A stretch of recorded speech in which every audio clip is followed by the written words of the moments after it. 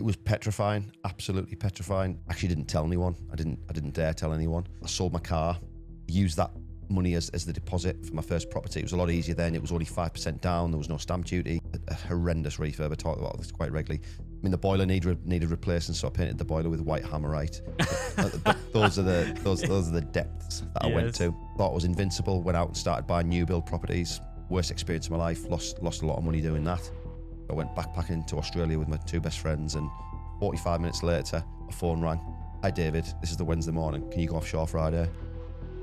I was like, wow. He said it's a 5-day trip, $1,500. I got offshore, realised it was $1,500 per day. For 2 years, I didn't work a day in my life. I had 6 unencumbered properties, bringing in about $3,000 a month net at the time. So I retired officially for 9 months. It was the worst 9 months of my life. It was horrendous.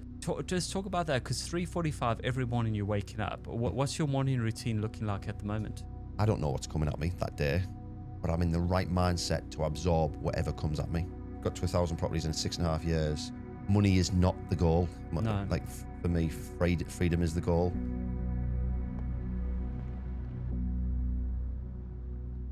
David, welcome to the pod.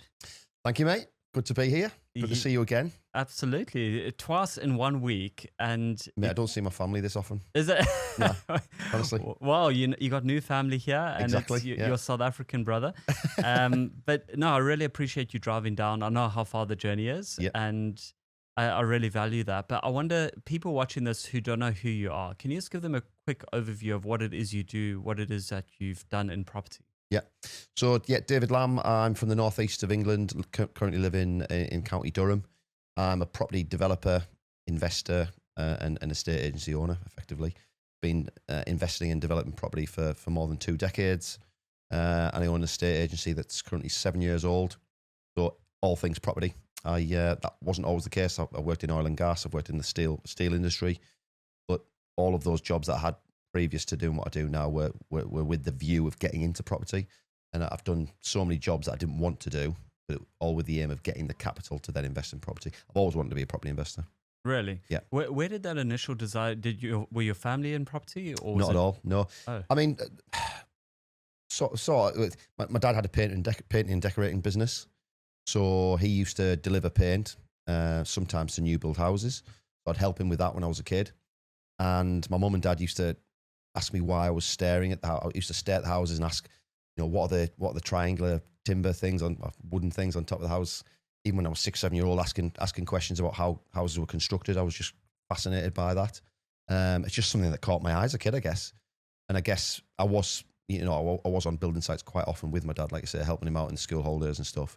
But maybe that's it. But not it really, mate. I don't know. Where it came from.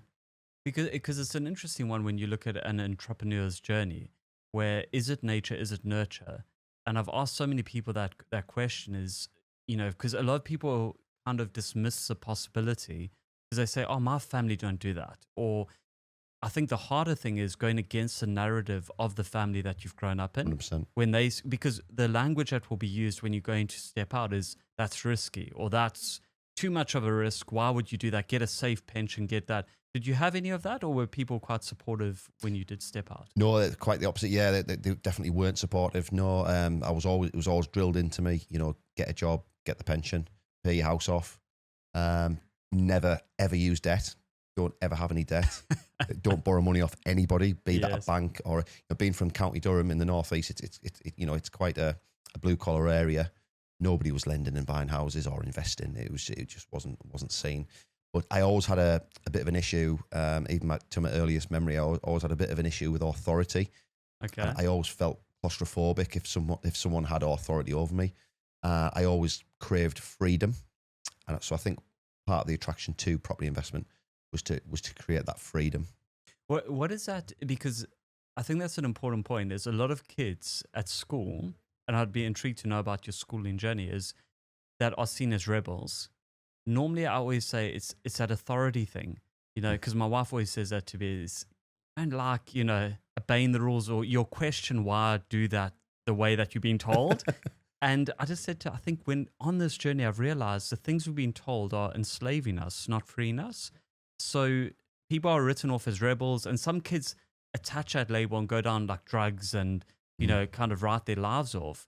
Others like yourself, so many people like yourself decide, no, actually, I'm going to draw outside of the box here, outside the traditional lines, and they create a great life. Yeah. Can you just talk to those people right now that are sitting there wondering, like, am I going crazy? Am I just a rebel? Were you made for something different? Yeah, very much. I think people like us, we come to a bit of a crossroads. I think it's a natural journey. I think reading books has taken me in the direction that I've always read books throughout my adult life, especially when I took an interest in freedom and in business, etc. It would have been very easy for me to go the drug route or the alcohol route in a serious way. A lot of people do that from lower income families, I guess, in the Northeast. But I sort of came to that crossroads and found my answers in books. Still find all of my answers in books to this day. I'm an avid reader, probably read 2 to 3 self-development books a month. Even now, I reread a lot of them. So that's where I got my sort of answers from. For those people that there are sat there thinking, am I going crazy? I'm meant for something different. Just educate yourself. Don't think, right, I'm meant for something different, so I'll just give something a go. Educate yourself. There's a million and one routes you can go within business or within life. And I think it's becoming more and more acceptable to be that, as you put it, rebel, that with the way we're on social media, Instagram these days, becoming more acceptable. People are being quite open about being a rebel and promoting that. Certainly in the people I follow. So yeah, I think society is more accepting to it. And it's an interesting one because I'm a man of faith, in my journey, and I've always said to our teenagers that are in the youth and that I say, guys, if you don't want to fit in a lifestyle of going to the gym or getting your life in order, having purpose, and that is now the opposite of what you see the masses doing. So if you want to be a rebel, it's actually kind of the opposite of that route. And I think it's an encouraging moment because too many people have lived that life and realize they're still unhappy and they don't want that. But can you just talk into how difficult was that going against the narrative? Because a lot of people I've talked to, was told debt is bad, don't use it there. What was that feeling like when you did your first deal or you took out that first loan and you have those voices in your head? It was petrifying, absolutely petrifying. So in my youth, we came from relatively nothing. I don't like saying that so much because I had a good childhood still, sort of financially. My parents split up and got divorced when I was 11, but we sort of came from almost nothing. My dad did very well with his painting and decorating business. So then we were quite, not wealthy, but we had a nice life. He actually sent us, me and my 2 sisters, to private school for a time. And my mum and dad got divorced. Financially, that ruined both of them. So 11, 12-year-old, I came out of my school into another school, a normal state school, I guess. And so that whole experience showed me what it was like to have money and to have no money, because when my parents got divorced, everything stopped. Like Christmas gifts stopped, birthday gifts stopped, holidays stopped. And previously to that, we'd had a nice life. So I think I was driven by the knowledge that I knew that having money made life easier. I saw the stress and pain that it was causing my mum and dad after the divorce, and most of it was financial driven. And of course, I'd enjoyed the good times, so I was driven by that. But when it came to actually doing it for myself and taking on that first property, taking on that first mortgage, I actually didn't tell anyone. I didn't dare tell anyone. I sold my car. Used that money as the deposit for my first property. It was a lot easier then. It was only 5% down. There was no stamp duty. What year was this? So this was 2006, I believe. Yeah. Sold my car. Show me age there. Sold my car. Used that as 5% deposit. No stamp duty, like I say. It was in my personal name, so mortgages were cheaper. And I actually flipped that property because it was down as my main residence. It was tax free. So I did all of that. Obviously, I told people once I'd bought the property, etc. But yeah, it was very, very nervous. I was very apprehensive about telling people because, again, they were like, well, why do you want to buy houses? Why do you want to invest in property? Just go and get a job and settle down, type of thing. Yeah. And I think that's the thing, is changing your community. They say that saying you're the average of the 5 people you spend the most time with. And I found that to be true largely, kind of differently, because I have friends from all kinds of backgrounds. But the people you're listening to, I always say, make sure it's the 5 wealthiest people in terms of financial education. But how did you, what took you on that journey? You said you're an avid reader. Hmm. Was there a book, like a gateway drug book, that kind of gave you that spark where you're like, this is what I need to do? Or was it a process and journey? Bit of both, really. It was a process and a journey of coming to a realization that I wanted more freedom in my life. Having this sort of early obsession with property mixed in with a book, which is a big trigger for a lot of investors. Obviously, you probably know what I'm going to say: Rich Dad, Poor Dad. Absolutely. Reading that, I was actually given it by a guy that I worked with in the steelworks, and it just blew my mind because it's explained in such simplistic terms. It really is broken down in layman's terms of assets and liabilities. And looking back, it should be obvious to you what they are and how they work, but it's not, is it? We're not taught that in schools. Everything we're taught in the education system is for us to pay as much tax as possible. I think we all know that now. But for me to read that book mixed with already that drive that I had to be free, I think that was the perfect recipe. It's amazing because I think that book's been the one that's been most mentioned. Yeah. And I kind of think, like, what is it about it? Because it's changed my life completely. Yeah. And I know many people's lives. So it's incredible, that knowledge, but it's a simple terms, hey? Because I think sometimes people think you have to be a genius to do what we do. And I always say to people, like, we don't need to be the smartest person in the world to do this. This is really simple. And you get educated as you go. Can you just talk about that in terms of that, too many people wait to start because they think they need to know more. Yeah. Did you have that feeling, or how did you? Very much so. So it was both. I wanted the perfect conditions. I wanted more knowledge, but I also thought that I had to be wealthy before I invested in property. And I soon learned that as I went along that wasn't the case. But yeah, I was petrified. Like I say, when I bought that first house, I didn't have a clue what I was doing.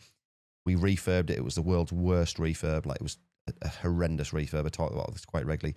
Spent about 4 or 5 grand on the refurb, just me and my friends doing it. Okay. And it was horrendous, mate. But market conditions were that strong that I made very good money. I mean, the boiler needed replacing, so I painted the boiler with white hammerite. But those are the depths that I went to. But that wasn't lack of care. That was lack of knowledge. I just thought that's what you did. I thought everything you did was aesthetic. So yeah, it was a real scary process. But yeah, one I'm glad it took. Yeah, no, I remember because me and my mate, he's one of my closest mates to this day. We plastered the first house, and I'll never forget being so stingy. I didn't even buy the drill bit that stirs it. So we had a stick, stirring it, but it gets harder and harder, and it was so bad. I always say to people, like, if you wait for perfection, you're just not going to start. No. And it's that thing where I look at you and what you've accomplished. It seems like you just go and then you execute and you learn as you go. So can you just take me through the journey? So 2006, you start your journey. Yeah. People would say one of the worst times coming up, 7, 8, 9. Yeah. What happened post that, and how did you navigate the recession at the time? Yeah, so like you've just touched on, everything in my life that's been positive, Dylan, has been a case of me deciding to do something and then completely winging it. Be that working in the steelworks, working in oil and gas. I absolutely blagged my way into these jobs, I won't lie to you. It was just people I knew, and I pulled a few strings through connections. I had no right to be in those jobs. What were you doing in steel and oil? So, I started my life off I was delivering teabags door to door for Ringtons. Okay. Then I worked in a dairy testing milk. I failed at school. I failed at college. I was just trying to find my way in life, really. When you say failed, do you mean like failed? Well, I got 3 or 4 GCSEs at school, and they were C's and D's. I was never interested at school. My school reports were always has all the ability but has no interest. I was the stereotypical guy sat staring out the window. Just had no interest whatsoever. Love my sport, love my cricket, love my football. That's what got me through. But yeah, then worked, came out of college, left my business course at college because the teacher didn't know anything about business. So I got quite frustrated, realised that she was reading from a textbook, and I thought, well, I'm wasting 8 hours a day sat here listening to her read out of a textbook. And she was a lovely lady, by the way. but ultimately she had no business experience. She couldn't answer any of the questions that I had. That was frustrating.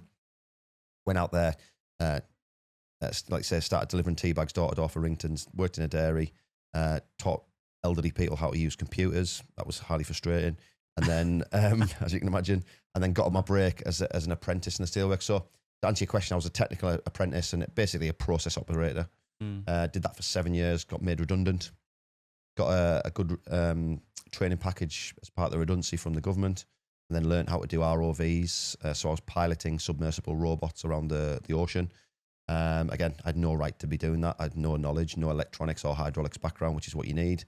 Somehow fell into a job, moved to Australia and did that across Asia and Australia. That's crazy, man. So you go to that, and then you go into the property, and then so you get that first deal, you flip it, you walk away with a profit. Can you share the numbers on that? Yeah, so I was working at the steelworks at the time. I was starting to earn decent money for the area and for my age. My cousin rang me and said, next door, she knew I'd been looking for a property to renovate. She rang me and said, next door's going up for sale. It was up for 65. I got it for, I think, 55 or 56.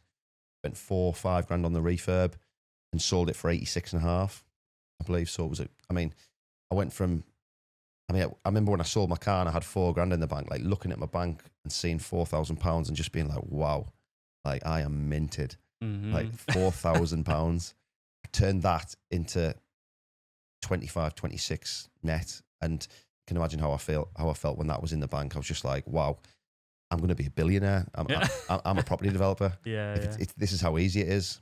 So I did that again, flipped another house, made about 12 and a half grand on that one. And then went on to, thought I was invincible, went out and started buying new build properties. Worst experience of my life, lost a lot of money doing that. And then the property market, as you said, crashed 2008. I decided the property wasn't for me. You lose money. I went backpacking to Australia with my 2 best friends, and it was supposed to be a 3-month trip, and I ended up being there nearly 8 years. Wow.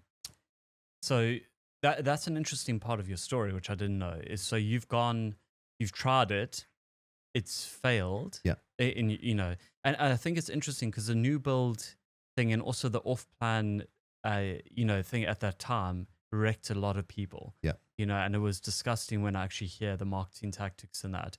And I always caution people, I'm like, be very, very careful of these schemes because they have taken out a lot of guys that haven't recovered.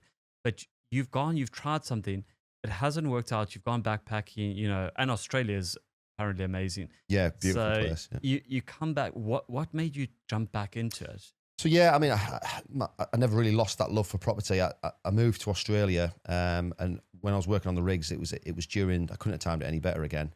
But basically, I moved to Australia. I'd already done 4 trips in oil and gas in the UK, and so I was brand new to the industry still. So I got to Australia, did my partying on the East Coast with the boys, flew to the West Coast where all the work was to see some friends from home, and I was putting my CV about. So that in the ROV industry at the time, I think there was 350 people worldwide working with these robots. It was so niche. So anyway, I put my CV about to Subsea 7, Oceaneering, these big ROV companies. Wasn't getting anywhere, but I was sending the emails to info at Subsea 7, info at Oceaneering, etc. So I was down to my last $300. I was sleeping on my mate's floor in his HMO.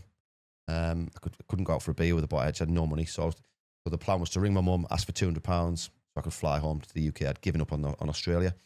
One of my friends, John, we were in the city centre in Perth one day, and he's bright sunny day. I remember it like it was yesterday. It was 11:30 a.m. and he said, "Don't book your flight home yet. Let's go for a beer."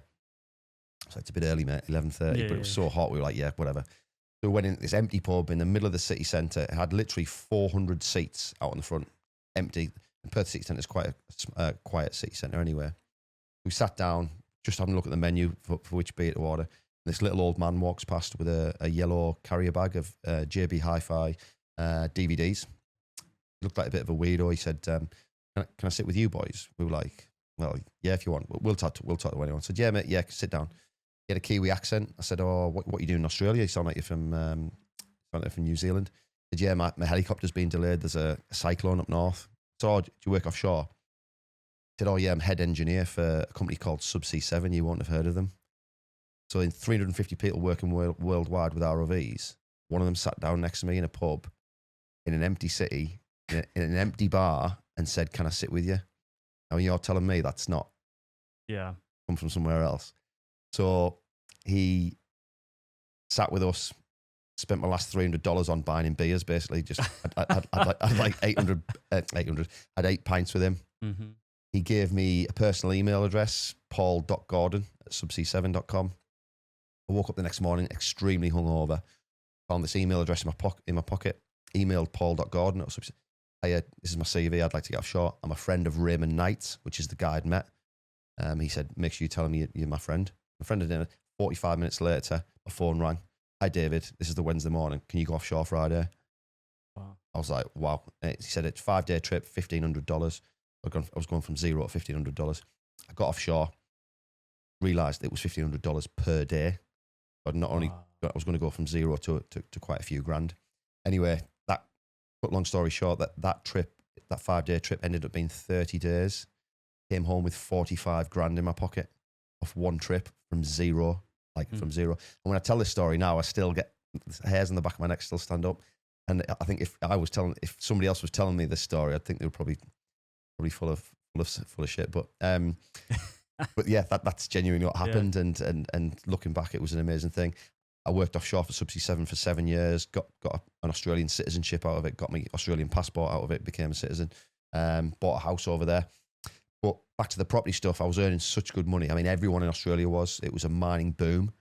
The most I earned was like $320,000 for that year, which worked out about 200K English. I'm unqualified, can barely spell ROV, and I'm getting £200,000.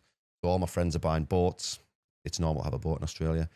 Big flash houses, fast cars.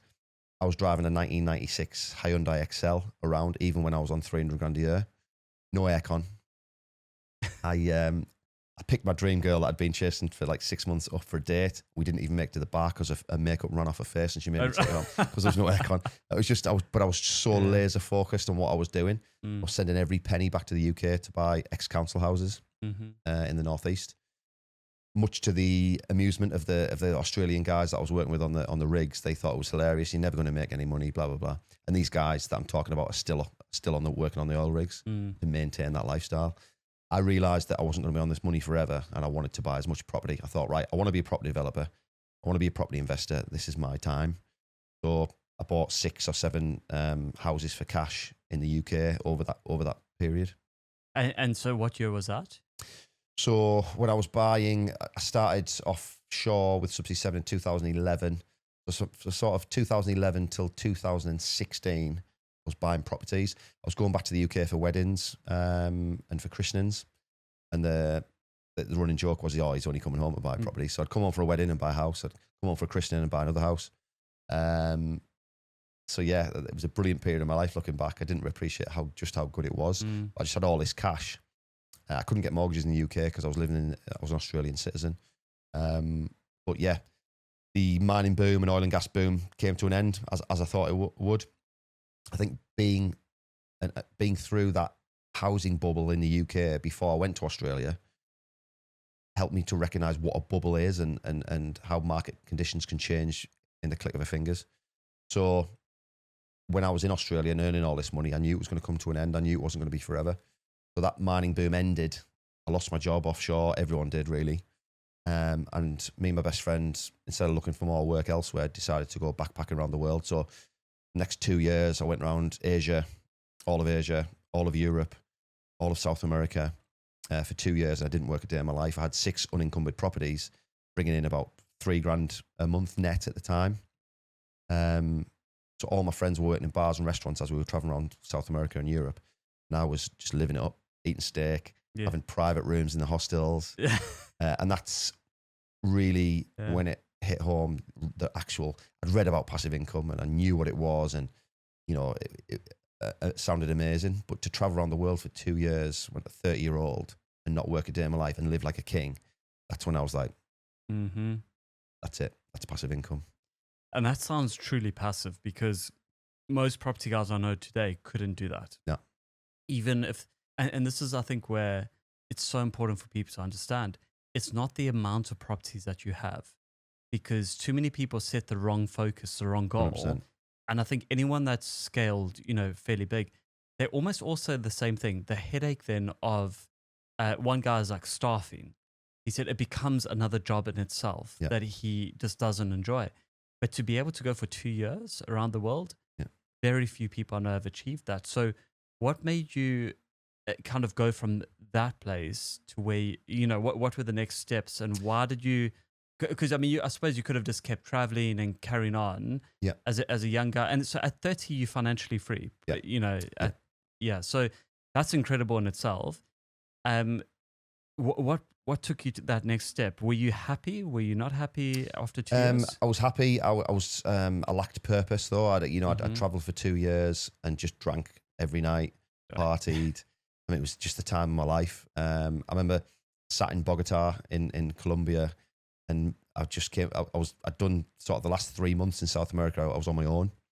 I mean, you're never on your own when you're traveling because you're just surrounded by people. But my friends had gone back to work and stuff. So in Colombia, I was sat there and I was just like, this needs to end now. My body's broken.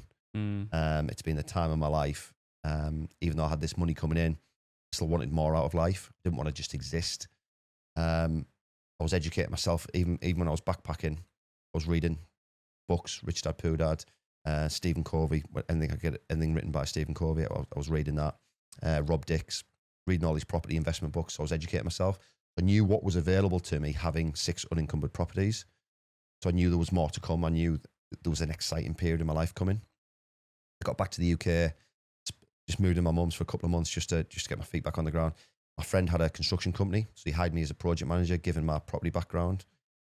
So quite successful at that. We did 1,100 new build units in London and Birmingham. That was cool. Learned so much about development, and the guy I was working for, Kyle, one of my best friends, is a super knowledgeable guy and a great businessman. So I was his right-hand man, essentially. So I learned a lot from him, as well as learning a lot from the industry as well. So, but I came back and essentially mortgaged all 6 properties, 75% loan to value, and just went shopping. Bought 7 that year, 9 the next year, 8 the next year, and just educating, reading everything that I could get my hands on. Slowly, as the property income built up, slowly I went from 5 days to 3 days, working for my friend, and then essentially retired. Age 36, 37, I retired, and that was my aim. When I started investing in property, I wanted to have freedom, but ultimately I wanted to retire early. Thought I did. So I retired officially for 9 months. It was the worst 9 months of my life. Like literally, it was horrendous. What was so bad about it? I just had no purpose. I was getting out of bed at 9:30 in the morning, playing golf. I don't even like golf. I went to the gym twice a day. Then I was coming home, having 3 or 4 beers on a night because I knew I didn't have anything to get up for. I wasn't looking after my body. I was going to the gym, but half-heartedly eating rubbish on a night, eating takeaways. My missus at the time, she was a head teacher for school, so she was out the house all day, so it was just me. I just lacked purpose, and everything I'd worked for, I'd achieved this goal, this milestone that I'd wanted to achieve. And when I got there, it was exactly the opposite of what I wanted. So I decided to buy more property, start taking on commercial or residential developments, given my knowledge by then, but also to start a lettings agency as well at the same time. And with because I think that's an important thing which we talked about when I was on your podcast, is so many people think they know what they want. And the dream is sold. I always explain to people, it's like, I don't know what language you use, but I do believe we're almost in the matrix, And when I talk like this, people think you're crazy. But I'm like, no, it's bang on. The more that I've learned and the more free I've got in terms of finance, the more I've seen how fake this whole system is. And it is like we pawns being played here. But what's interesting is when you're in slavery, economic slavery, I'd say, you think you want something, i.e. retirement. And that's what's fed to slaves. It's like, get to a certain age, you work your whole life so that you can retire. That's the goal. Yeah. And then people normally die, or they're unhappy, or they get sick, and they can't travel in the years that they get to retirement. But that shift, when you actually hit it at a young age, very few people I know have talked about this, where you're like, hang on a sec, now what? Like, what was I made for? What was the purpose Yeah. of this whole thing?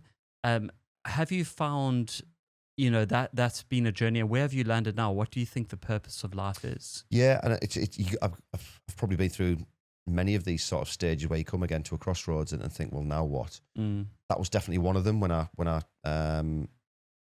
went traveling. That was one of them when I retired in inverted commas.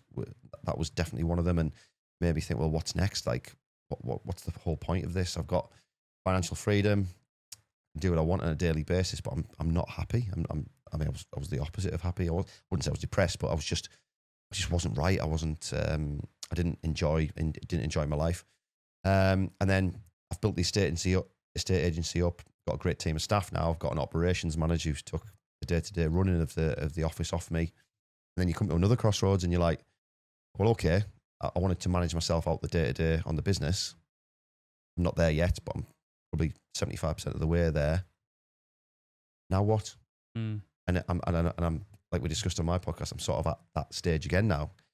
Like what's next? And I know there needs to be a fine balance between achieving your goals, but also moving the goalposts every time. Otherwise, what's the point? I'm going to be an 80-year-old guy and just chasing the next goal and not having enjoyed it and really sort of felt the benefits of it. So that's what I'm learning a lot about myself at the moment. But yeah, it's a journey, isn't it? I don't think it ever stops being a journey. No. And I think it's a journey of, as I was saying I was speaking at an event recently, and I said, it's so funny, humans, how we crave love. We crave connection, belonging, all these things that some people take for granted, others just long for and go, they want to be accepted, they want love. And I said, it's so interesting because my daughter, my 1-year-old, she is so loved, yet she's done nothing in terms of accolades or anything to achieve that. She's just pooed, vomited, kept me awake, all of that. Yet she's so loved. And yet as humans, we almost go through this thing of, I need to do and achieve in order to receive love, and it's like we're chasing the wrong thing. So we're human doers, not human beings. And I've found the more and more people I talk to off camera as well, have this deeper longing, this deeper longing to connect, to be in community and do that with people and build something amazing, impact the world. But also there's this purpose thing that I think needs to be talked about more because it's confusing. Yeah. And if anything, I've seen guys actually get depressed, where you like, what was I made for? Because you see the myth of life, you kind of see outside the matrix and you think, wow, we've all been duped into this thing now. But I'm just like, I want to have a great time, and enjoy life, enjoy everyday life. 100%. It needs to be. Life is to be enjoyed, isn't it? Money is not the goal. No. Like for me, freedom is the goal. Money creates obviously that freedom, but yeah, you want to have fun. You want to enjoy every day, and I know that's easier said than done, but yeah, it's got to be the aim. No, I think one thing maybe to dive into that's seen as controversial, I don't think it's controversial, is masculinity. Because there's this big debate in society, which I say these things and people can get angry sometimes, but I think we've been over feminized as men in society. I agree. Yeah. And men that I talk to today don't know what it means to be a man, but also there's this big identity shift missing because it's kind of like everyone's the same, everyone's equal, meaning we're all the same in every way. And a lot of guys, like the whole education system, I think is built more feminine than masculine. Yeah. And we have boys being labeled ADHD and all of that because they don't want to sit still in a classroom. Where I'm like, wait, maybe they weren't made to sit still in a classroom. Maybe that's something that society has imposed. Yeah. What are your thoughts on masculinity today? I think a lot of people are ashamed to be masculine now. I think that the younger generation, I don't think my generation are. I think my generation, or our generation, are probably the last generation to feel comfortable with being masculine. It's a strange concept, isn't it? I agree that they're trying to neutralize the population, but if you neutralize a population, then it makes it easier to control without going too far down the rabbit hole. But also, if you're taking fighting-aged, powerful young men and making them more feminine, then obviously you're going to experience a lot less pushback on certain things that you want to impose on that population. That's my view on it. We've been made to feel in the media and in social media, certain agendas have been pushed our way, which make it unacceptable to be masculine now. Toxic masculinity now. I mean, I hear people on some channels talk about toxic masculinity, and when you delve into it, they're actually just talking about masculinity. It's there's nothing toxic about it. You know, I think it's great to want to be a provider for your family, for instance. I think it's great to be able to stand up and say, I want to physically protect my family, which I do. And I don't think there's anything to be ashamed of in that. Yeah. And I think that's a concerning part, because what's been labeled toxic masculinity, when I've debated this with people or, you know, said something and then there's this upset, I always say, well, hang on a sec, define what masculinity is. Because, and when they start defining it, it sounds very much like femininity. Yeah. So I'm like, well, okay, if I say I want to provide and protect as a man for my family, and the immediate comeback is, well, oh, but what if your wife wants to, you know, do something? I'm like, well, she can do it, but she doesn't have to. Because as a man, I've taken that responsibility seriously and said, because I think it does damage on the other side as well, where a mom can't just be a mom anymore. Yeah. You know, it's almost seen as an ignoble thing because you're not, you know, reaching 100%. Your dreams and all of that. Yeah. So, for young guys and even older guys, because I watch them, I'm like, they have no backbone anymore. I'm like, what is going on here? So, what would you say masculinity is? How would you define toxic masculinity? Yeah, difficult one. That one. It's a good question, Dylan. To be honest, I think masculinity is the two main points that we've already touched on: providing for your family, and like you said, that does not mean that your wife can't go out and chase her dreams. If I don't have a wife, if I did, I'd be very much promoting her doing and chasing that very dream, and I'd be doing everything I could to then help her achieve that. But also, if she wanted to be a mother, I would be more than happy with that as well. You know, we're not the same. Men and women are not the same, regardless of what they try and promote. We never will be the same. I think the pendulum's swung so far that way now, but I think it is starting to come back now, and people are realizing that a lot of this rubbish that they've been feeding us is just rubbish. But masculinity, provide for your family, and protect physically your family, because physically, whether you like it or not, and men in very general terms have the ability to be physically bigger in stature and the protector. And I think that's the beautiful thing of it is that there's a deconstruction of masculinity, which then leaves a void in society of, like you say, control. Yeah. And someone like, Andrew Tate, who I'm following his case very closely at the moment, and I'm kind of like, regardless of what people think, they're like, oh, he said some crazy stuff. I'm like, yeah, and so has Donald Trump. So has, there are a lot of people that have said crazy things, but there's a marketing play as well. Yeah. And I don't agree with everything the guy said, but a large part of his message isn't toxic masculinity. A lot of young guys I've met at the gym who have started businesses and that, it's impacted their lives, and they're actually better men for it. Mm-hmm. And they've been able to decipher what is good, what is bad, kind of thing. But when I'm watching that case, I listened to his long form podcast where I was like, I think he's been set up. Mm-hmm. The more that I'm listening to it, and that I was like, this doesn't make sense. So, and he made the point, it's like the society or whatever it is controlling society does not fear this femininity as much as it does young men rising up, because there can be an overthrowing of government in that. Do you agree about that? And what are your thoughts on Andrew Tate and the case going on? I agree. I don't know a lot about his case, Dylan, to be honest. I know that they're trying to pin him down for all sorts. He seems to be proven innocent each time. I know very little about the case. They're obviously after him because his message is preventing them feminizing the population. It goes against what they're trying to achieve. And again, I don't agree with everything he says, but his message for me, for young men, is get in the gym, get physically fit, get physically strong, learn how to make money so you can provide for your family. I don't see how that can be construed as a negative message. If a man's going out there and getting fitter and healthier and earning more money, then the main benefactors of that are going to be his family, surely. He's a big promoter of having children, and bringing them up in the right way with the right values. So yeah, I just think because he's such a powerful character, and he's such a magnetic character. I think for young men these days, I think the governments have seen that they're scared of it, because everything he's saying and doing, like you say, it goes against what they want to achieve. But as regards his case, I don't know, to be honest. It seems to me like a bit of a witch hunt to quell him. But I guess only time will tell. There seems to be multiple countries coming together and trying to achieve that. But like you say, there doesn't seem to be much evidence against him so far, anyway.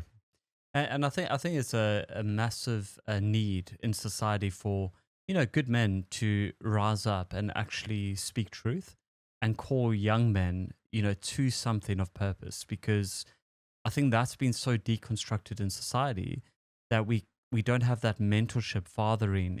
Fatherless homes are at an all-time high. Yeah. And I always say to people, I'm like, yo, the impact of that as a young guy, they call it the entrepreneur's wound. A lot of the time, there's fatherlessness or a broken relationship with a father. Yeah. But what I found in business, you find father figures, guys that you look up to, that have achieved something, and they set a great example for you. These are guys that they love their families, they have sacrificed, they lay down their lives, and like you said, I just don't think that's toxic. I think that's a beautiful thing that we call to. 100%, and I've got first-hand experience of that whole process that you've just been through. My parents got divorced when I was 11.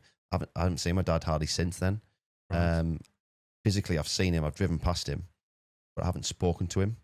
But I've had a fatherless sort of life, and looking back, I'm perfectly happy with the way my life's turned out. But it would have been great to have a father. It would have been great to have someone to guide me through the things that I've been through.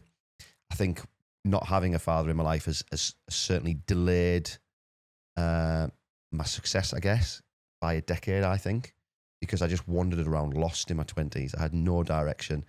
My mum did a great job on her own. I had two sisters. I was in a household of three women, three beautiful, lovely women. I had a house full of love, but ultimately I had no masculine direction. I seeked that out and found it within the relationships I had with the older people I worked with in the steelworks, in oil and gas. These are very blue-collar, working-class men that sort of, in the end, became my father figures. They probably don't know it. They're probably sat there. They probably don't know it today. But I did see them as that. I got guidance from those people, from the people that I looked up to and respected. And that worked for me. And that got me to the person I am today.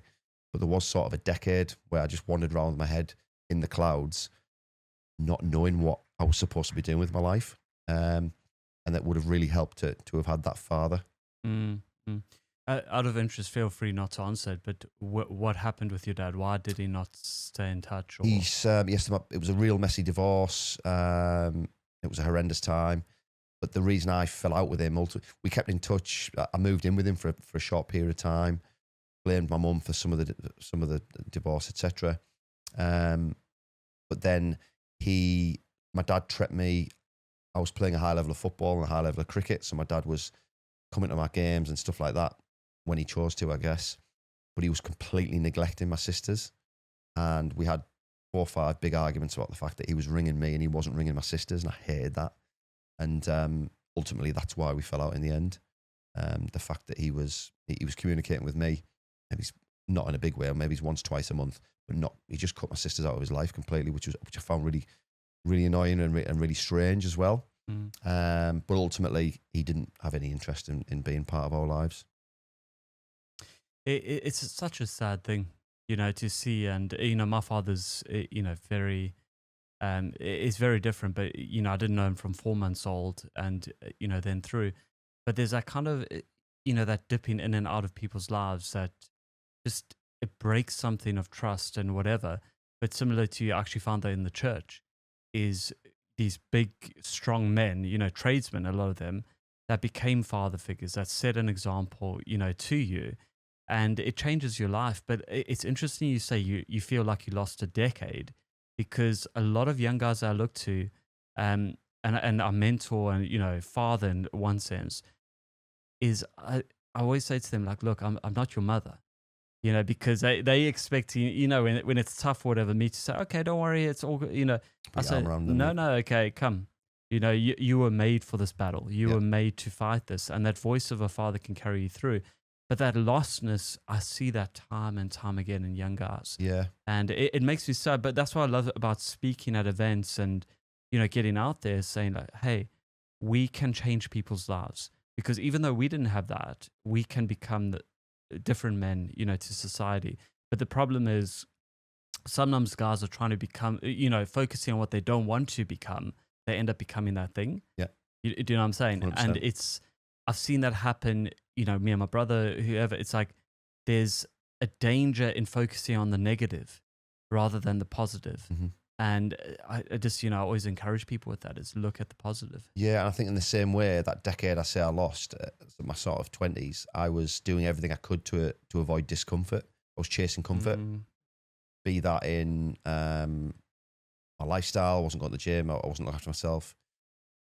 I soon learned as I got older that discomfort was my signal to crack on. Like if I felt discomfort, get through it. And then on the other side of that discomfort is joy and success. But I think too many young men now, and against potentially the feminine message they're receiving, is they're chasing that comfort, they're chasing that easy life. And there's no such thing. No. But yeah, I think that's the main thing. And I think that's an important point is that because I've had guys who have tried to get into property who are, might have mentored or just given advice, and they face a hurdle and their thought is that's a sign to stop, which I find so interesting because I think every deal I've done, there's a hurdle in it somewhere. Even the most perfect deal, in the legals, in the mortgage, something will come up. I thought if you had that mindset, it would just derail you, continually. But how have you found like your mental health journey through this journey of property?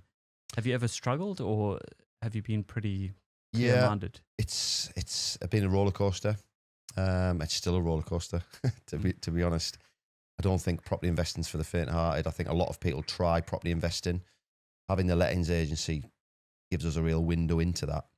People try property, they do one or two, and then they realise it's harder than they think. And some years you don't make any money off a property because you've had a roof work to do or damp works or whatever, major high-ticket items. And they get so emotionally dragged into it that they end up selling the properties and getting out. Now, property's a long-term game. You're only going to succeed if you're in the game long-term for me. And riding out those ups and downs is key. When it's going really badly, just know you'll get through it. And obviously through the real good times when you've nailed a deal or you've nailed a refinance and got that money back out, it's just knowing that, don't get too carried away with that either. But the whole journey has been a long journey, Dylan. I've learned the hard way. I learn hardest when it hits me in the pocket. I think we all do. And I've certainly took some losses along the way. It hasn't been smooth sailing. Still not now. I'm doing a development at the moment where I'm just having constant arguments with planners and councils and HSE now involved, and it's just you think you've been through everything, you think you've learned everything and seen everything, and then it throws you another curveball. So my advice, I mentor people as well, and my advice to them is, I'm very transparent from the offset. I don't try and sell them a dream. They come to me for property mentorship, and there have been people that have come to me for mentorship. I've told them not to get into property. I'm quite transparent about it because they're already showing signs of being emotionally sort of weak, if you like. And I've told them it's just not for them. There's a lot less stressful things to get into, I think. And that's very rare because for some people it will break them and actually destroy their lives. And I think that's where the course, if you're just selling training, trying to get people in, your incentive is convince everyone this is for them. Mm-hmm. Whereas I fully agree with you. I think the mental strain of this journey is more than anyone realizes.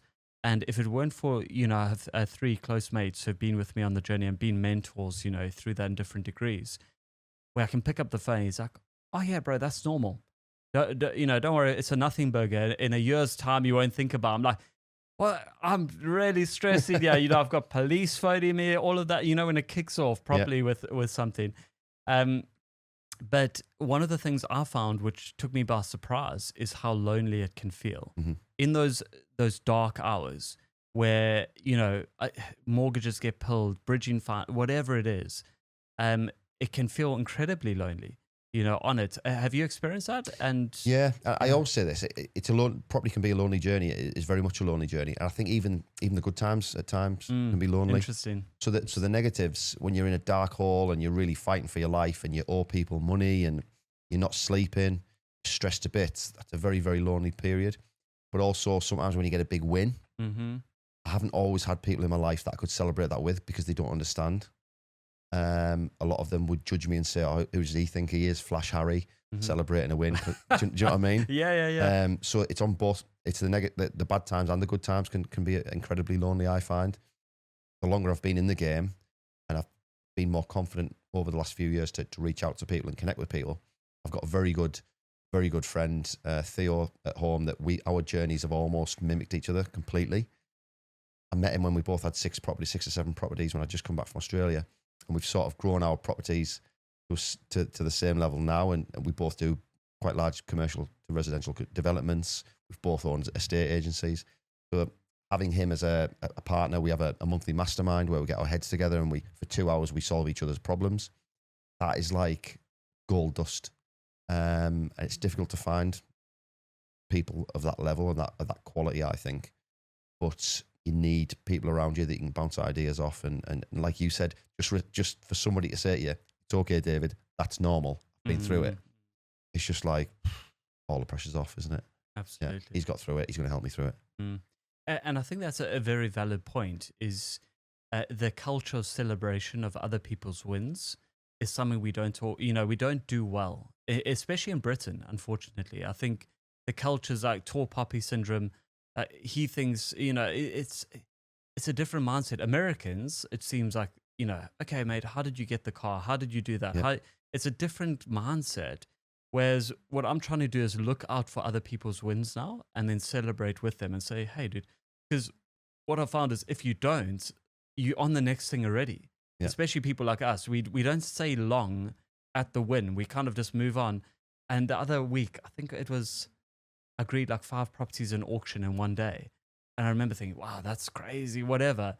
But then there was this moment of like, wait, need to celebrate. Like, who would want to celebrate this? And that's why I was like, oh, okay, I need to work on this in community of saying, who do I phone? How do I celebrate this? Bring me next time. Absolutely. Yeah. Well, yeah, bro. Likewise, I think we'll, because life is too short. And if you don't celebrate that, it's like, what is the point? Exactly. You know, and you want people who are genuinely happy for you, because some people are secretly jealous or openly. I found one of my mentors who taught me about scaling, who's one of my closest friends. He's been so kind to me, but also he's just got no ounce of jealousy, whatever. And I say to him all the time, I'm like, bro, you've made more multimillionaires than anyone I know. And you've never sold a course. You've done it purely in generosity of your time, your resources, all of that. Amazing. And it's just incredible to have people like that around you. But also I realized I was like, oh, okay, I need to work this into my life. Because it just feels like you're constantly on this thing and it's like a mirage. You think you're going to get there and you just don't get there. So it's, 100%. Yeah, it's so important to have those people in your life. And I think that property is a community that people are generally willing to really help. I do find that people are quite generous with their advice. I think that, and I've always been the same with young investors. I've always been very, very happy to give them free advice. And there's enough chimney pots around for us all. Mm-hmm. We can all have success. But I've always been the type of person that, even when I had nothing, I've always been the type of person to really celebrate other people's wins. Probably too much, and maybe put people on a pedestal at times. But even now, today, I'm so happy to see somebody succeed. Like, it has no bearing on my life. I want to see. It sounds ridiculous, but I want to see everybody succeed. I know it's not possible, but yeah, sometimes the people on the flip side of that, sometimes the people clapping loudest are the ones that, like you said, are the most jealous and have no positive aspirations for you. So you got to be very careful. Yeah, for sure. And how do you find it, being a male business owner, and other guys going into business? What do you think is the number one thing from a masculine point of view that you think men should develop before going into business? That's a good question. I'd say along my property journey, I've learned so much, but since starting the estate agency 7 years ago, that's when my real life and sort of life lessons have been learned. And that's really when my character has been chiseled out during those 7 years. Because there's so many ups and downs in owning a business, so much more stressful than property, I find. There's so many people involved now. I'm going to in 2 weeks' time, we'll have 14 staff at Orange. 14 characters, 14 different personalities. Some of them want an arm around them. Some of them you need to scream at. So patience is key to learning. And patience, in its essence, only comes with time. So that's certainly one of the main character traits. I'm not sure if that's specific to males. I can only really talk about my journey. But patience and understanding with people would be the main things. I'm just trying to think of anything else that I can tag onto masculinity, but I think the main things I've learned in business are not particularly masculine. They're just becoming a better human, becoming a better person. And then I'm a great believer that your business is a mirror image of you. I know since I started getting up at 3:45 a.m. every day for the last 3.5 years, my business has gone through the roof, and that's not coincidental. I'm looking after myself, focused, I'm determined, and my business has been the main benefactor of that. Well, I think that's because when you told me that on the phone at some point, I think before we actually met like properly, I remember thinking that Rob Moore, I think he says it, how you do anything's how you do everything. Yeah. Don't know who said it originally, but there's something about when I look at guys who are waking up disciplined in the gym, their health, what they're eating, whatever, it seems to just correlate across their businesses. And you get the odd exception, where a guy's not gymming at all, he's completely overweight, whatever, and he's still successful. I'm not saying you can't be successful without that, but the guys that seem to be focused there seem to be, it just correlates across because discipline is in everything. It's not just in one part of your life, one aspect. But just talk about that, because 3:45 every morning you're waking up. What's your morning routine looking like at the moment? Yeah, alarm goes off at 3:45. Some mornings I'm awake before my alarm.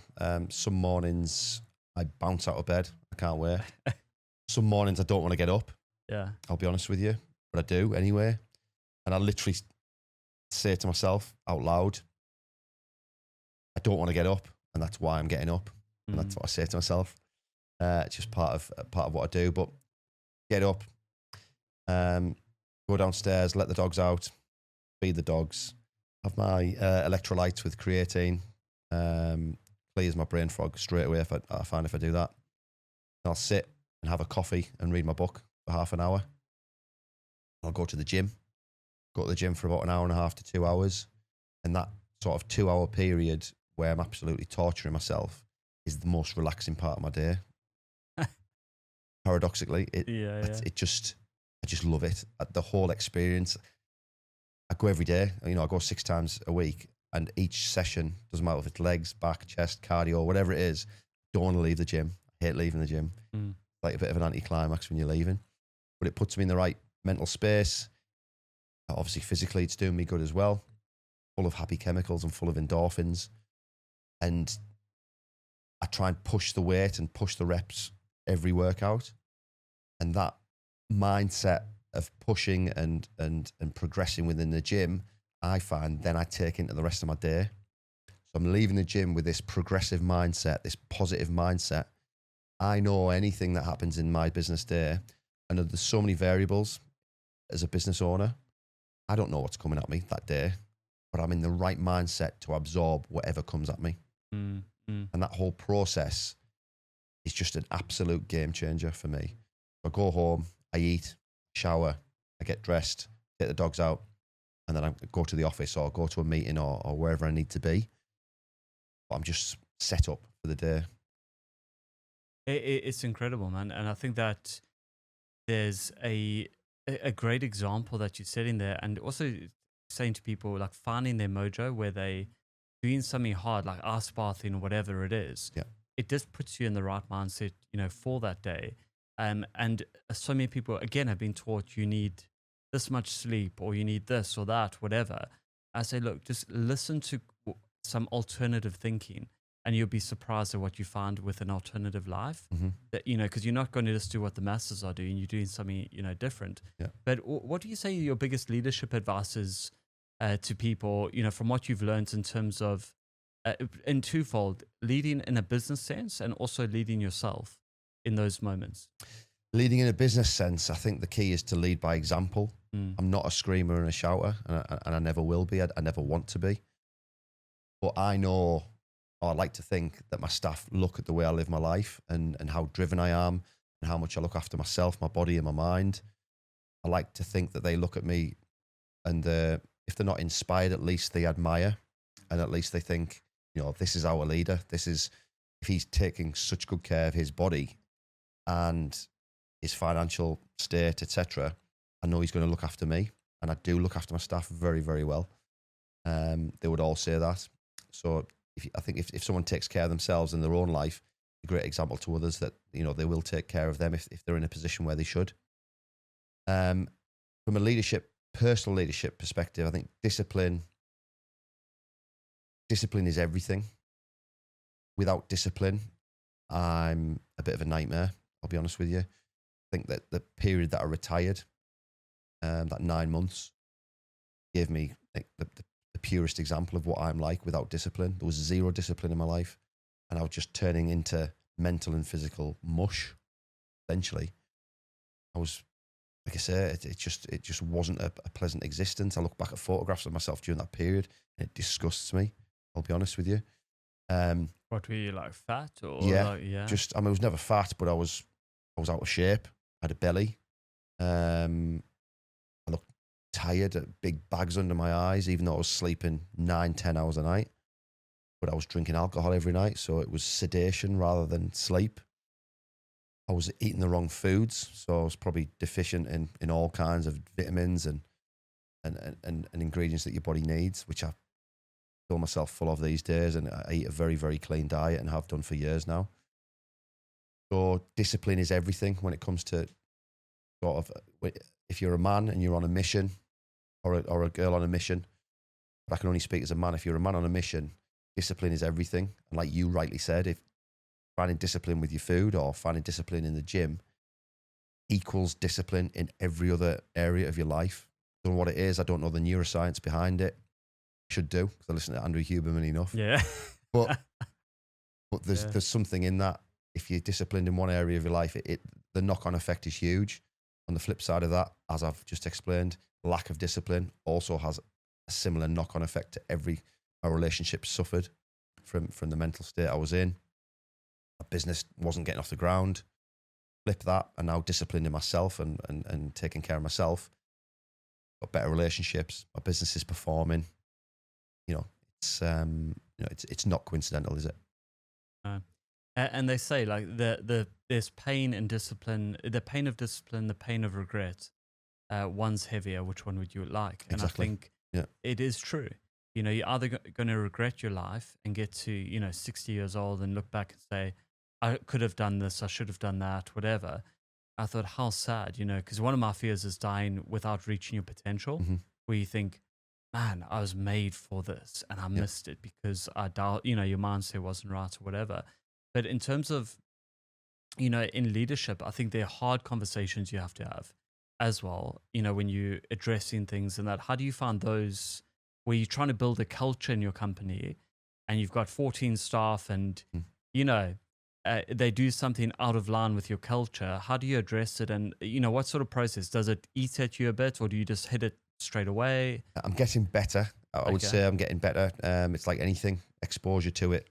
The confidence in doing anything in life comes after the doing, doesn't it? Not before the doing. That's one thing that I've realized in the last sort of decade or so.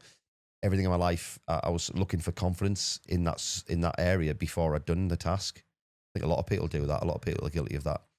Soon realized that you have to do the task repeatedly before you feel confident. So I'm not a confrontational person. I'm almost the opposite of that.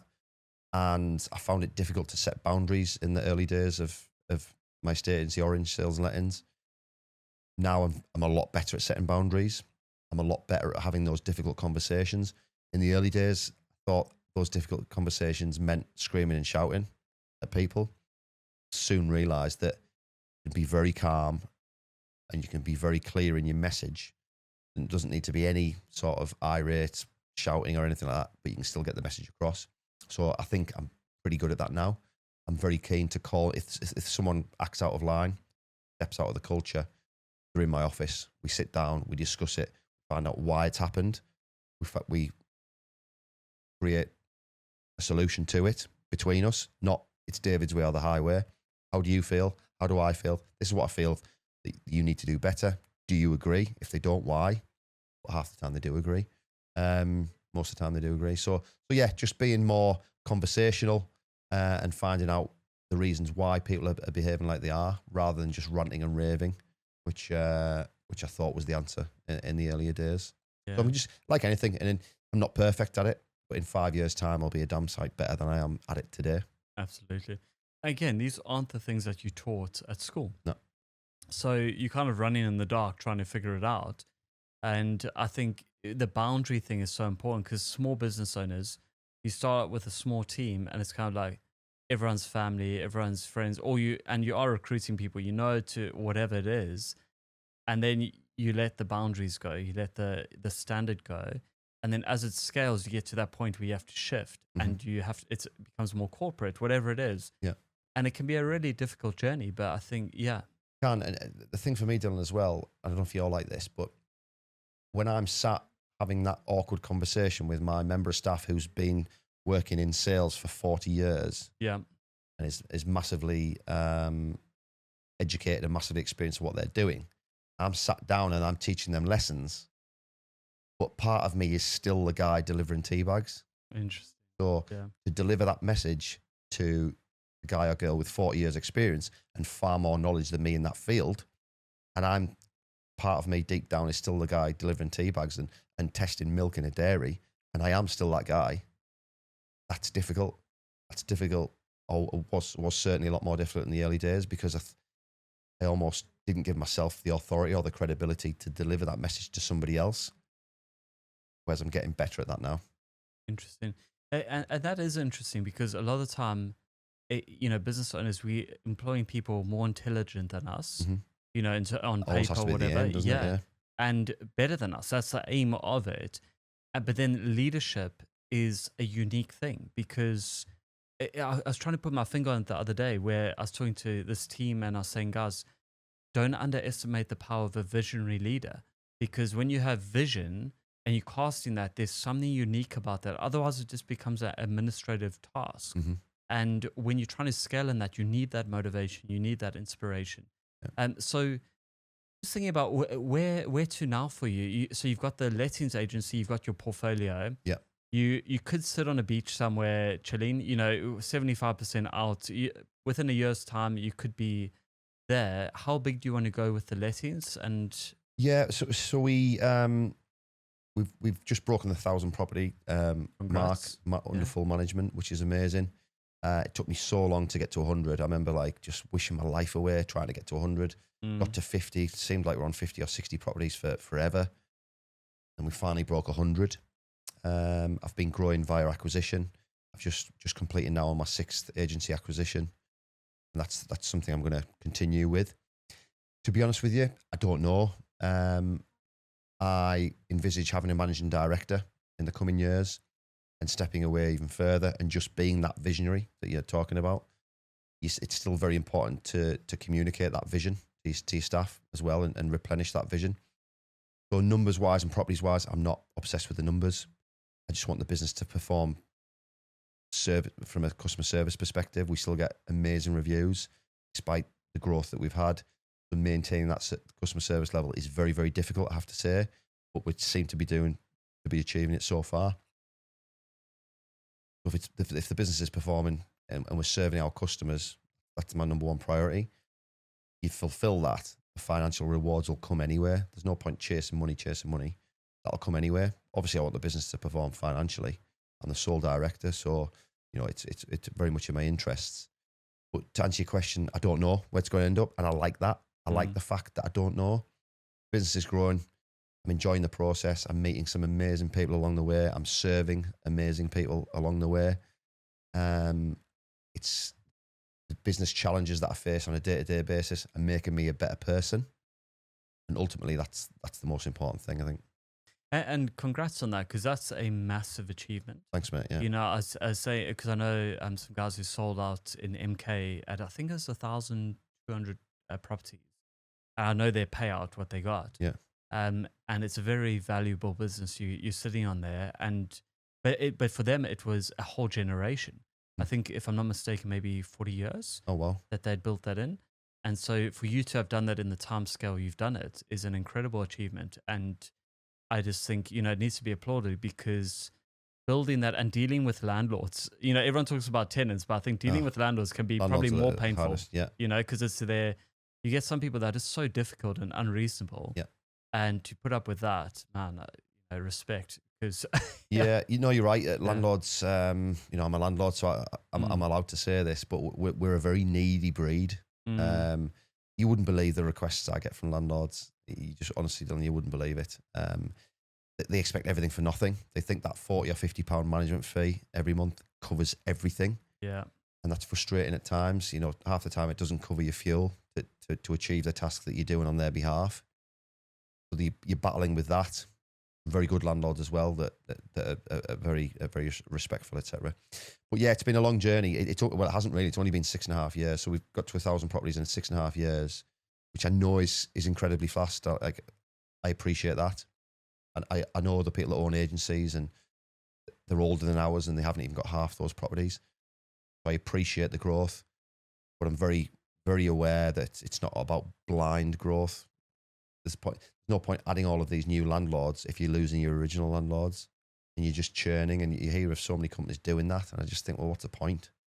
You're better off. It's free to keep those landlords at the bottom. Why are you spending all this money and achieving these new ones at the top? Keep getting the new ones, obviously, but maintain if you can. It's a difficult challenge. It's a difficult business to be in. I always say this. There's easier ways to make money. There's easier ways in property to make money. I think I'm just so far in now. There's no going back. Lettings is a very negative industry. You're getting complaints from landlords, complaints from tenants, complaints from trades sometimes. Very rarely do we get a tenant ringing us to tell us that their house is fine, or landlord ringing us to tell us that they're happy with our service. It just doesn't happen.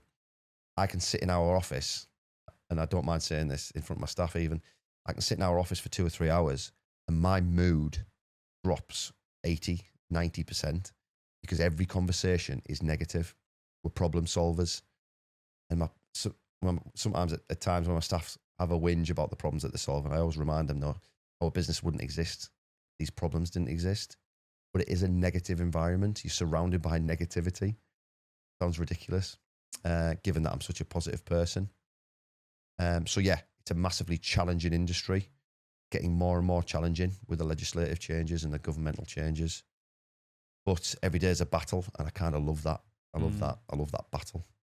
Yeah, and that's a great mindset, is that entrepreneurship is finding problems to solve. Yeah. And the biggest problems pay the most. Yeah. Like Elon, the reason he's killing it is because he's taken big problems and he solved them. Yeah. And that's, the journey, but it is a mindset, and yeah, it's incredible. And just coming to land with property, you've got obviously all that you're doing. What's been your best deal? I've been asked this on quite a few conversations lately, and I bought my old. I think probably from a sentimental perspective, as a kid, I used to walk past Billingham Green, which is where I'm from, Billingham, and it used to be a business centre with huge businesses in there. British Steel were in there. ConocoPhillips, massive company. Big engineering firms, Cummins and stuff, were in this building. There was 17 offices. And I used to marvel at the people coming out in shirt and tie. Because as a kid, I always wanted to wear a shirt and tie when I was older. I think that told me I'd made it if I wasn't wearing overalls. And then But you still haven't made it, eh? no, I still don't even own a tie. I don't think. Yeah. I mean, consequently, I spent 2 decades in overalls covered in oil. Yeah. But that's another story. But I remember looking at this business centre. Anyway, I won't bore you with the full story, but a couple of decades later, I bought the business centre. So 17 offices, 5,500 square feet. 2 companies left in it that were struggling, I believe. I bought this business centre direct to vendor from the owner who'd owned it for generations. He wanted 450,000 for it. I gave him 275,000 for it through 6 or 7 rounds of negotiation on site. Converted it into 11 absolutely beautiful residential apartments, vaulted ceilings, visible steelwork in the roof, stone worktops. Real high end, especially for the town. It sort of broke the mold, and to achieve that financially, it was very beneficial for me. But also, I drive past it every day now. My office is right around the corner from it. I'm still filled with pride. Even 5 years later, I'm still filled with pride when I drive past that building. It's beautiful. It's absolutely beautiful. And I know what that part of town means to the people of Billingham. So to have that showpiece asset on shore and for the world to know it's mine is probably makes that my favourite deal, yeah. I think that's so cool, because I think that's what's underrated about property investors is we're actually making our communities better. When you see the rubbish that we buy a lot of the time, we are figuring out something beautiful to create with it. And especially in your game and what you do. Yeah. I think it's amazing, man. From here in, you've got the podcast as well that you're doing, which I had the privilege of being on last week. Can you just talk into that journey? What made you go down podcasting? And I've sort of, come to one of those crossroads, Dylan, where I was like, what's it all about? You hit your next goal, you buy the business centre. I've just bought my local Barclays Bank that I'm converting. As you do. Yeah, exactly. But again, that's where it's where as a kid I milled around there, saw people banking there, sentimental value, but also, it works very well financially as well. And you hit these goals and they're amazing, and you have to pinch yourself at times. But the podcast was I guess another crossroads. I was like, right, okay, what I'm doing is great. I want to tell people what I'm doing here, but I want to communicate with people that are also doing similar things. The beautiful thing about the podcast is mine's purely a property podcast, as you know. We're all doing the same thing. You were my 48th guest, and I'm very, very grateful for you coming down. But I've had 48 different opinions now on essentially the same thing. And the massive variety between those 48 opinions is chalk and cheese. We're all essentially buying buildings or properties, making them better, refinancing in some kind of way, and then looking to do bigger and better things and create financial freedom for ourselves. Now, 48 opinions and just getting different perspectives on that has been a game changer for me. Even when you were sat talking the other day and you were talking about similar things to what I'd done, it was a completely different perspective. And I thought to myself, bloody hell, I'd never thought of that. You know what I mean? It's so many of those light bulb moments. And I think as you and I discussed off camera the other day, it's, if I ask someone from, I don't know, Brighton or London to come up to the Northeast and do a podcast with me, or from Milton Keynes to come and do a podcast with me, they say yes within a second. They love it. They want to talk about themselves. They want to network. They want to get themselves out there. But if I'd rang you and you didn't know me from Adam and said, "Hi Dylan, I'm David. Do you want to fancy a coffee in Durham?" Yeah. You'd have said, "Sorry, mate. You sound like," and hopefully you'd think, "Oh, you sound like a decent guy, David, but I'm not doing an 8-hour round trip to have a coffee with you." Yeah. Whereas essentially that's what we've done, but it's on camera. And I love that. And I'm a big fan of podcasts. When I was working in construction, I did a lot of driving to Birmingham and London when we were doing the new build apartments. So I learned a lot of my property knowledge from the two Robs and from other property podcasts. So there's a high value there for me. But to have my own podcast now, and I'm not very consistent with it. It's not a major part of my life, I'll be honest with you. We've both been on Scott's The Property Developer Show, which is a great podcast. And he's full time. He's he's batch recording, and he does everything. He's pushing it out to the world around that. He's got his own property investor show. It's all part of one big wheel. Whereas for me, the podcast is just a way to network, to provide value, and the guests that I have on have provided me with so much value. It's a brilliant podcast, my podcast, and I can say that because it's not about me. It's about my guests. So I can say that there's 48 episodes of absolute gold there. And the messages I get on Instagram and the socials and LinkedIn thanking me, it makes it all worthwhile. I didn't record one for about 4 or 5 months last year, and the amount of messages I got saying, where's the next episode? It made me realise that, you know, it was giving a lot of free value to people. And I wish when I started off in property 20 years ago, I had the real hustle, and I had Back to Brick, and I had the Property Developer Show, because it would have accelerated my journey 10 times over. Absolutely, yeah. And it is a great pod, and it's called Back to Brick. Back to Brick, yeah. Yeah.